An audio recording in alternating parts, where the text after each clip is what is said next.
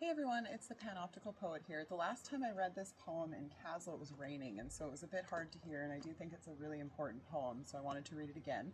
And I'm also on a bit of a trip right now, and so I'm in New Denver at the Nikkei Center, which is it's the center that memorializes some of the internment of the Japanese people that happened during World War II, and that's something that happened all over the Kootenays. Actually, the Langham in Castle, where I grew up, was also a place where they were interning Japanese people, and so I thought this would be such a great place to read this poem because I guess like really the best way to say it is that, you know, because of white supremacy, people of color all around the world are still being oppressed and killed and persecuted. And so anyway, here's my poem, Paria. It's a very confusing thing to watch children dying daily on Instagram. This is social media. It's supposed to be entertainment, but this is not entertaining.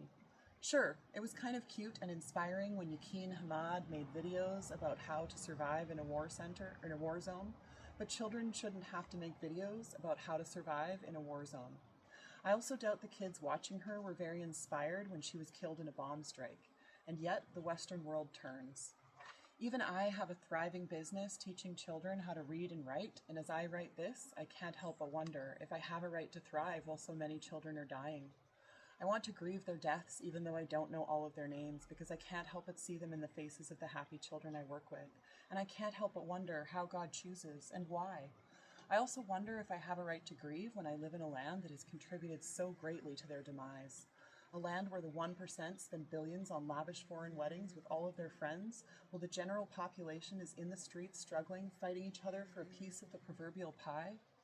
In the show Crisis on Earth X, the character Nash referred to himself as pariah because he was forced to stand on the edge and bear witness as his comrades faced challenges and some fell. He was powerless and unable to help, but forced to watch. And while there must be a witness to tell the tale of these atrocities and remember all of the beautiful souls who were taken too soon, I want to do so much more than just watch. And as my tears fall onto this page, I cannot help but wonder, do I have the right to grieve?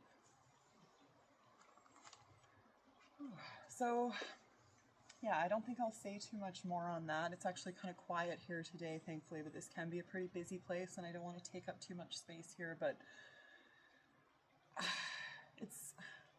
I guess the main thing is, like, let's just stop killing kids. Let's just stop killing people in general. Like, there has to be better ways to solve all of these problems, and it can't be so complicated that we can't feed people. So let's just end the genocide. That's my poem about Palestine, but it's also happening in Sudan, Congo, Tigray, Ukraine. Like, we just have to stop. We have, like, look at the beautiful place I'm sitting in. We have all of these beautiful resources on this planet, and we could all be thriving and loving each other, but that's not what we're doing. So anyway, as I said, I think that's all I have to say today. Thank you for checking out the poem again.